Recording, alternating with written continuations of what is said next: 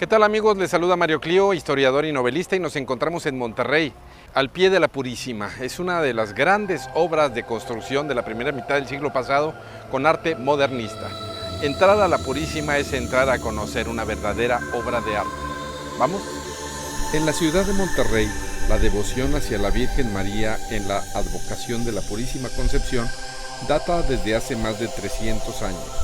Fue en el año de 1680 cuando una mujer de origen indígena, tlaxcalteca, que llegó de Saltillo acompañada de su marido, un zapatero, sentó sus reales a un costado del camino real de los saltillenses, hoy calle Hidalgo, siendo esta la primera entrada que tuvo Monterrey desde el poniente, justamente frente a la plaza de los arrieros o de la llave. Esta mujer de nombre Antonia Teresa trajo una pequeña pieza que simboliza a la Virgen, seguramente confeccionada en el centro de la República por sus orígenes tlaxcaltecas y por los mantos tan similares de la Virgen de San Juan de los Lagos y de Nuestra Señora de Zapopan.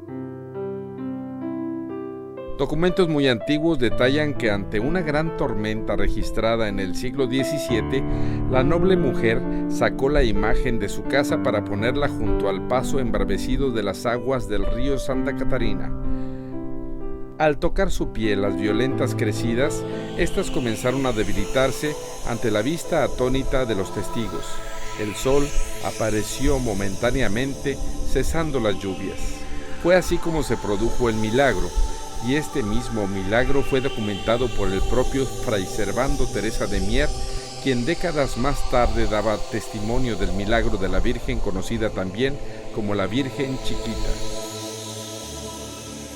La zapatera, como se le conocía a la menuda mujer, mandó instaurar un templo edificado de paredes de sillar a un costado de su vivienda. Este fue el primer templo dedicado a la Purísima Concepción de María.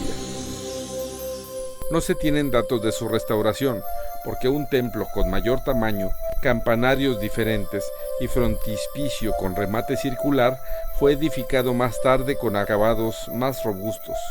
Sin embargo, fue en el año de 1895 cuando el clero la admitiría como iglesia, dando servicio a los más de 10,000 feligreses de la zona poniente de la ciudad. Se presume que fue en ese mismo año en que se realizaron las remodelaciones del templo. La benefactora había heredado sus tierras no a sus hijos, sino a la devoción regiomontana hacia la Virgen de la Purísima, y al fallecer dejó plasmada su última voluntad en un testamento fechado en el año 1719.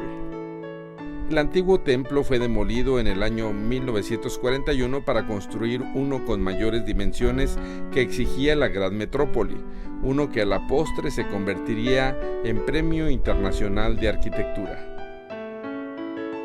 Fue nombrada como Basílica Menor, dada la majestuosidad de su infraestructura. Para realizar la construcción de esta iglesia y de la capilla se hicieron perforaciones y en ellas extrajeron muchas piedras. Estas piedras finalmente sirvieron para recubrir la torre monumental de más de 60 metros de altura y los arcos laterales del templo. La Basílica de la Purísima se ha convertido en un depositario del arte moderno. El diseño arquitectónico corrió a cargo del arquitecto Enrique de la Mora. Sus vitrales fueron diseñados por el artista plástico de origen húngaro Ernő Koch, quien también se encargó de los vitrales de la Basílica del Santuario Nacional de la Inmaculada Concepción, ubicado en Washington, D.C.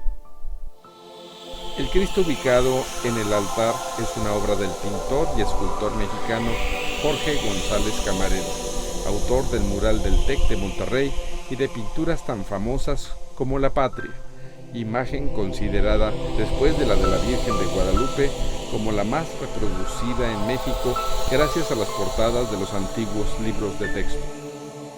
Jorge González Camarena es 9 años mayor que su hermano Guillermo, el mexicano que inventó el televisor a color apenas un año antes de que se erigiera el nuevo templo de la Purísima, en el año de 1940. En la parte exterior, los apóstoles y el monumental Cristo fue esculpido por el artista judío Herbert Hoffmann Iserburg. Estas puertas de bronce fueron testigos de algunos cortejos fúnebres muy importantes en la ciudad de Monterrey.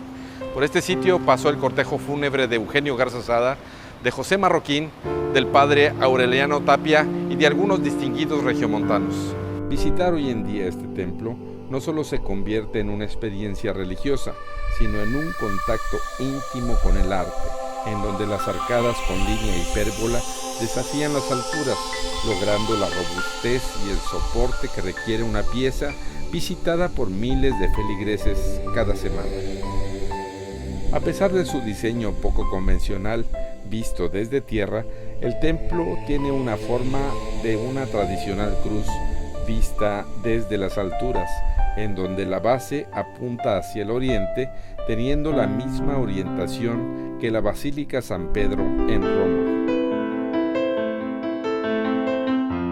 La Virgen de la Purísima o Virgen Chiquita fue sacada de su altar el Día de las Madres del año 1990, cuando el Papa Juan Pablo II visitó la ciudad de Monterrey para oficiar una misa que reunió a 3,5 millones de feligreses. Al terminar el oficio, en el mismo río en donde se había efectuado el milagro 300 años antes, la coronó con una fina pieza de hojas de oro.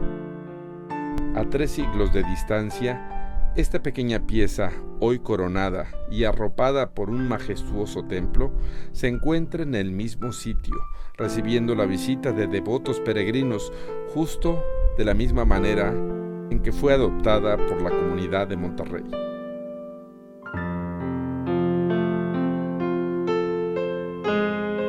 Se despide de ustedes, Mario Clio.